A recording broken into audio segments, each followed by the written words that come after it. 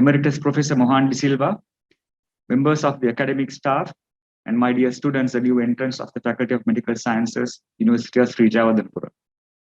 It is my pleasant task to introduce to you the speaker for this year's commencement lecture, who is none other than Emeritus Professor Mohan De Silva. Thank you, sir, for accepting our invitation to this important event of our academic calendar. Professor De Silva, who received his secondary and tertiary education at St. Thomas's Gurutalava and Northern College, Colombo, graduated with honors from the University of Colombo and obtained the postgraduate degrees in surgery from the Royal College of Surgeons of Edinburgh and the Postgraduate Institute of Medicine, University of Colombo. He joined the Department of Surgery of this faculty as a senior lecturer in 1996 and single-handedly developed the surgery curriculum, units at Colombo South Teaching Hospital, and the department at the Faculty of Medical Sciences, University of Jayewardenepura. He was later the chair professor of surgery. Professor De Silva is a multi-talented individual, excelling in cricket, where he represented the school, the faculty, and also captained the University of Colombo at the then premier Sarah Trophy tournament. He is also a talented singer, performing in all the talent shows of the art circle of this faculty until his retirement. As a surgeon, he is still much sought after, not only for his excellent surgical skills, but for his humane qualities towards the patients. He was elected the Dean of our faculty in January 2011 and continued till December 2014, and thereafter was appointed as chairman of the University Grants Commission until his retirement. As the Dean, he was instrumental in securing the land in which we are in now and the funds to build this beautiful building complex, the Phase 4 development project of the faculty. He is also the author of a textbook on surgery, which is very popular among both undergraduates and postgraduates, and authored a chapter in the most renowned surgical textbook of all time, the Bailey and Love's Textbook of Surgery. He was also one of the most sought after teachers among undergraduates and postgraduates. Now, I have covered many aspects of Professor De Silva, but they were not the compelling reasons for us to select him to speak to you all today. Those reasons are his qualities as an individual, a teacher, a surgeon, and an administrator who was a role model to most of us and definitely to me. His honesty and dedication to work, commitment, and empathy are incomparable. These are the qualities which we should all try to inculcate, and these are the qualities that took Professor Mohan De Silva to great heights. But most importantly, I would say, kept him happy and contented at all times. He was always punctual, loved whatever, and did not look a bit tired. I can remember innumerable occasions when I have disturbed him in the middle of the night to get advice on patients I was managing. And he would be ever ready to come and help and would do so with no hesitation. While having a young family of 3 daughters, during the height of the Civil War, he would volunteer to fly to Palali in Jaffna with his wife, who was an anesthetist, leaving behind 3 kids to operate on the injured continuously for days. Even when he was the dean, he used to walk into the dissection halls to teach first-year students, which was not his duty, and never missed a ward teaching at the hospital. Sir, it gives me great pleasure to invite an individual like you who walked the talk to address his eager new entrants to our faculty by delivering the commencement lecture 2021. Thank you. Very good morning to all of you. At the outset, may I thank my colleague, Professor Jayewardenepura, the Dean of the faculty, for inviting me. It's always a pleasure to come back. So when Professor Jayewardenepura invited me to speak to you today, I actually went back in my memory lane and was trying to recollect what my mind was like on that particular day, long time ago. Of course, like most of you, I was very excited because it was a very unique day in my life. I was very happy with my achievement. I, like any other young man of my vintage, had many ambitions, like today. All of you have the same. To be a medical student in the oldest medical faculty then, that was University of Colombo at the time. Now, of course, we have 10 medical faculties. To be a surgeon That was my ambition from my GC O-level times up to this day. It was a long and tedious journey. Was it worth it? Of course it was. Why do I say that? It is not only because I learned, I became wealthy enough to live a decent life and successful in the eyes of my parents. But thinking back, the main reason was that this journey has taught me the art of healing, the art to help people, how to make them happy, how to get them out of near-death situations when operating in the war fields, when attending to critically injured or critically ill in the hospital settings, attending to critically injured and critically ill at night, and seeing their difficult journeys saddled with complications, attending to them, witnessing their sufferings in intensive care unit settings, being with them, making decisions with regards to their lives, giving them that strength to live. Then in the wards, and on that particular day when they go home, as it's a happy family with children, I can again tell you that is such a fascinating feeling. The feeling of self-empowerment and innate happiness. No other profession in the world can enjoy that feeling, and you will. Therefore, you have selected the best profession in the world. As an emeritus professor, I'm still a university teacher. As a medical teacher, I enjoy giving knowledge. I love to see my students using this knowledge in their day-to-day work. First, of course, to be successful in their exams, and then to heal sick.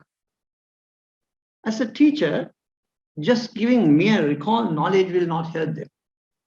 As medical teachers, we must be able to give you that knowledge in a user-friendly and in a easily extractable packages, so that students could be able to apply that knowledge to given clinical situations, be it a clinical situation to heal sick, or also, equally importantly, in non-clinical settings, to apply the so-called soft skills, which you will learn from us. I firmly believe that these two types of skills, the academic skills and the soft skills, must go hand in hand to produce a doctor who the society out there is wanting to have. A doctor who is competent in knowledge and skills, compassionate in his attitude, and of course, with the right mindset.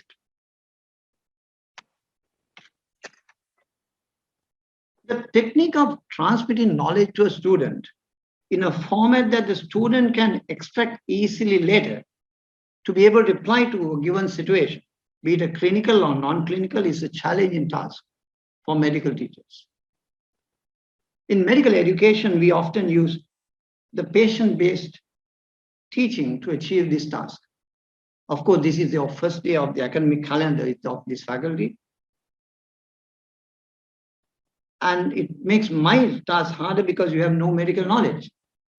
But that doesn't matter to me, because in this commencement lecture, I'm not going to teach you medicine.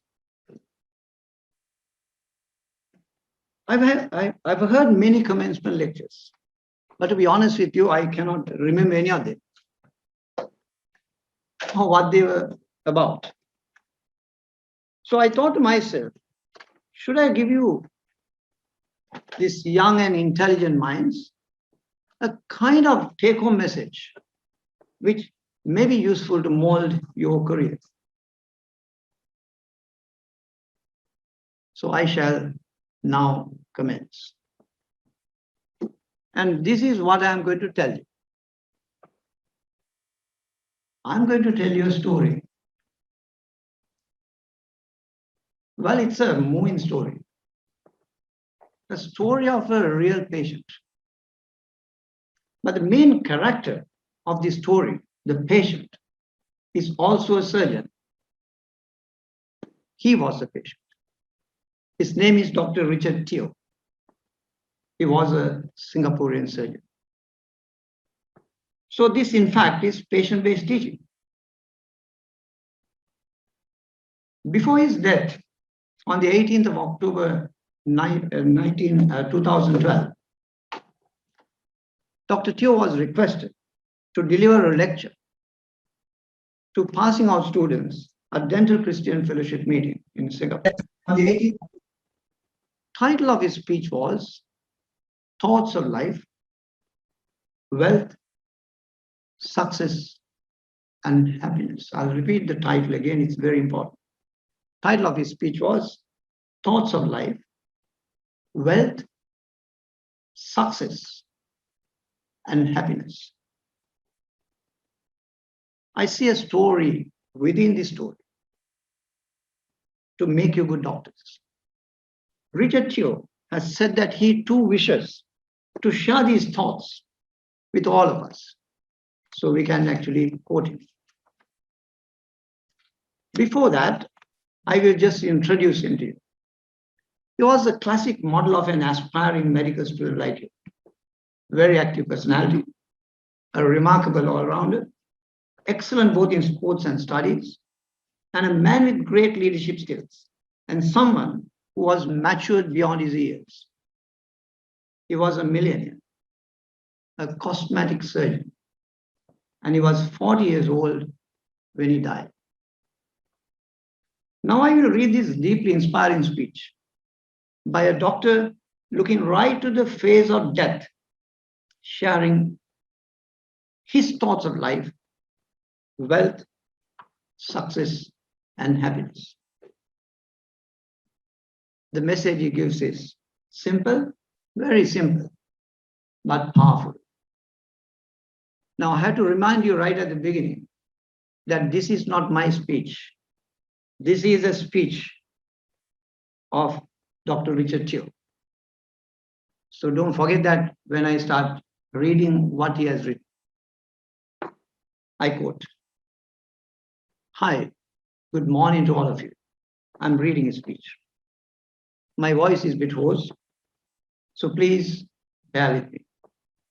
I thought I'll just introduce myself. My name is Richard Teo. I'm a medical doctor. Since young, I was a typical product of today's society. Relatively successful product that society requires. I came from a below average family. I was told by people around me that happiness is about success and the success is about being wealthy. With this mindset, I've always been very competitive since I was young. Not only I need to go to the top medical school and the top school, I need to have success in all my fields. I needed to get trophies. I needed to have colors, awards, and everything. So I was highly competitive since young. I went to the medical school and graduated as a doctor. Some of you might know that within the medical faculty, of course, this was some years ago, ophthalmology is one of the most highly sought after specialties. So I went after that as well because I've been told that that is a difficult one. I was given a traineeship in ophthalmology. I was also given a research scholarship by National University of Singapore to develop lasers to treat eye. So in this process, I got 2 patents, one for medical devices and another for lasers. And you know what? All these academic achievements did not bring me any wealth. So once I completed my bond with National University of Ministry of Health, Singapore, I decided that this is taking too long. This training in eye surgery is just taking too long. And there's lots of money to be made out there in the private sector. If you're aware, in the last few years, there is rise in cosmetic surgery. Tons of money to be made there.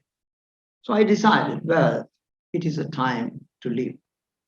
So I quit my training halfway and I went to set up my own aesthetic, that is a cosmetic surgery clinic in the town, together with a day surgery center. You know, the irony is that people do not make heroes out of average doctors. They make heroes out of people who are rich and famous. People who are not happy to pay $20 to see a general practitioner The same person have no problem in paying tens and thousands of dollars for liposuction, that is to remove fat from your tummy to make you look nice, or $15,000 for a breast augmentation, breast reconstruction, we call it, and so on and so forth. So why do you want to become a general practitioner? Become a cosmetic surgeon. So instead of healing the sick and ill, I decided I will become a glorified beautician. So business was good. In fact, very good. Started off with a patient waiting list of 1 week. Then it became 3 weeks, then 1 month, then 2 months, and then 3 months waiting list. All in the private sector. I was overwhelmed. There was just too many patients. I employed 1 doctor, then the 2nd doctor, then the 3rd doctor, and then the 4th doctor. And within 1 year, we were earning already in millions, just the 1st year. But never is enough, because I was so obsessed with it. I started to expand into Indonesia to get all the rich Indonesians who wouldn't blink an eye to have a procedure done. So life was really good. So what do I do with this spare cash? How do I spend my weekends? Typically, I will have car club gatherings. With spare cash, I got myself a racing car. We all go to Sepang in Malaysia. That's where the racing track is. We go for car racing. And it was my life. With this other spare cash, what do? So I got myself a Ferrari. At the time, 458 isn't out. It's just a Spider convertible 430. There was this friend of mine, a schoolmate, who became a trader and a rich banker. So he got a red one, and I got a silver. So what do I do after getting the car? Well, it's time to buy a house or to build our own bungalows.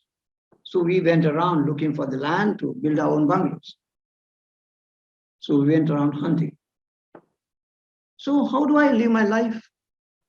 Well, we all think we have to mix around with rich and famous, like Miss Universe, that type of thing.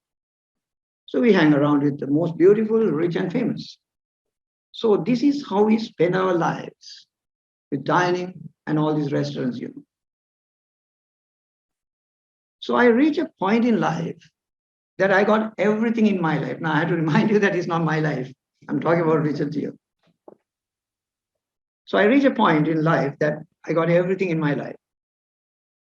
I was at the pinnacle of my career and all.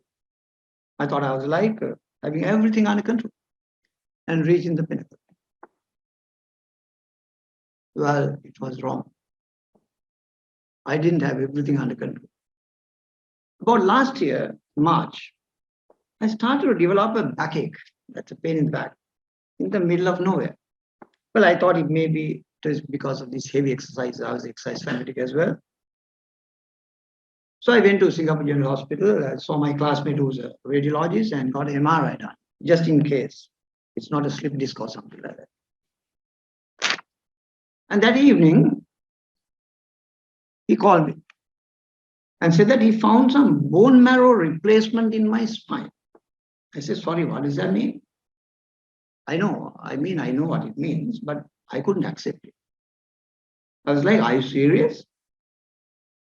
I was still running around in my gym, But we had more scans the next day, the PET scans, that is positron emission scans, which you can actually see the, high vascular cancer type of areas. In fact, they found that actually I have stage 4 terminal lung cancer. It has already spread to my brain, the spine, that was a cause for back pain, the liver, and to my adrenal glands. And one moment I was there, totally thinking that I had everything under control, thinking that I have reached the pinnacle of my life. But the next moment, I have just lost it. I was told that even with chemotherapy, that I will have about 3 or 4 months to live. That's the most. Did my life come crashing on? Of course it did. Who wouldn't? I went into depression. Of course, severe depression. Because I thought previously I had everything under control. See, the irony is that all these things we have, the success, the trophies, the cars and house and all, I thought they brought me happiness. But I was feeling really down. I've been in severe depression. Having all these thoughts of my possessions, they brought me no joy. The thought of, I can have my Ferrari to sleep. No, it's not going to happen. It brought no single comfort during my last 10 months. And I thought they were, but they were not true happiness. What really brought my joy in the last 10 months was interaction with people, my loved ones, my friends, the people who genuinely care about me. They laugh, they cry with me, and they are able to identify the pain and suffering I was going through. That brought joy to me. That brought me happiness. None of the other things. I have all these possessions, and I thought they were supposed to bring me happiness, but it didn't. Because if it did, I would have felt happy thinking about it when I was feeling really down. It didn't happen then. Those were what we call objects of envy. I have them. I show them off to others. And I feel that by showing them, it can fill my own pride and ego. But that didn't bring any joy to them. But I thought they were a real joy to me and to them as well. Well, let me just share another little story with you. When I was about your age, I stayed in King Edward VII Hall. I had this friend, girlfriend, whom I thought was rather strange. Her name is Jennifer. We are still good friends. And as I walk along the path, she would, if she sees a snail, she would actually pick up the snail and put it along the grass patch. I was like, why do you need to do that? Why dirty your hands? It is just a snail. The truth is that she could feel for the snail. The thought of being crushed to death is real to her. But for me, it was just a snail. There I was being trained as a doctor to be compassionate, to be able to empathize, but I couldn't. As a house officer in the oncology department at the National University of Singapore, oncology is a cancer department, every day or every other day, I witnessed death in the cancer department. I saw how they suffered. I saw all the pain they went through. I saw all the morphine they have to press every minute just to relieve their pain. I saw them struggling with their oxygen, breathing their last breath and all. But it was just a job. But was the patient real to me? They weren't real to me. It was just a job. I do it. I get out of the ward. I can't wait to go home to do my own stuff. But if you ask me now, would I have been a very different doctor if I were to relive my life today? I can tell you that yes, I will. Because I truly understand how the patients feel now. And sometimes you have to learn in the hard way. Inevitably, all of you who are here will start to go into private practice at some stage. You will start to accumulate wealth. And actually, there is nothing wrong with being successful, with being rich or wealthy. Absolutely nothing wrong. The only trouble is that a lot of us, like myself, couldn't handle it. Why do I say that? Because when I start to accumulate, the more I have, the more I want. The more I wanted, the more obsessed I became. Like what I showed you earlier on, all I can was basically get more possessions to reach the pinnacle of what society did to us, of what society wants us to be. I became so obsessed that nothing has really mattered to me. Patients are just a source of income. and I try to squeeze every single cent out of these patients. A lot of times we forget whom we are supposed to be serving. We become so lost that we serve nobody else but just ourselves. That was what happened to me. My challenge to you is not to lose that moral compass. I learned it in the hard way. I hope you don't ever have to do it. We have been trained to be healthcare professionals, providers, and all, and yet we don't know how exactly they, our clients, the patients, feel. I'm not asking you to get involved emotionally. I don't think it is professional.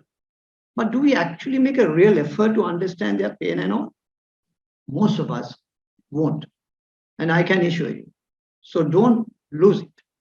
My challenge to you is to always be able to put yourself in your patient's shoes, because the pain, anxiety, and the fear are very real to them, even though it may not be real to you. You guys have a bright future ahead of you with all the resources and energy. So do think about it. Even as you go on to become professionals, that you can reach out to these people who are in need. Whatever you do can make a large difference to them. I'm now at the receiving end. So I know how it feels to have someone who genuinely care for you, encourage you and all. It makes a lot of difference to me today. When I faced death, when I had to, I stripped myself of all stuff totally, and I focused only on what is essential. The irony is that a lot of times, only when we learn how to die, then we start thinking how we should have lived. I know it sounds very morbid this morning to all of you, but it is the truth. And that is what I am going through. Don't let society tell you how to live. Those things happen to me. And I led this life thinking that these are going to bring me happiness. I hope that you will think about it and decide for yourself how you want to live your own life. Because true happiness doesn't come from serving yourself. I thought it was, but it didn't turn out to be that way. I unquote. That is the story of Richard Teo. As I told you, I saw a story within this story, I'm sure, and I sincerely hope that you too saw the story within this true story. The essence of the story of Richard Teo is around life, success, wealth, and happiness, and that life is too short to neglect the real sources of happiness.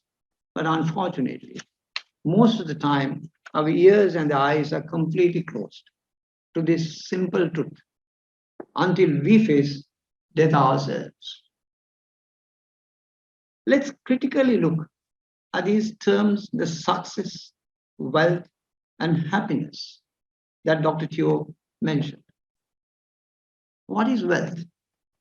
Well, for many, to have wealth means have money and assets. It's also referred to as material wealth.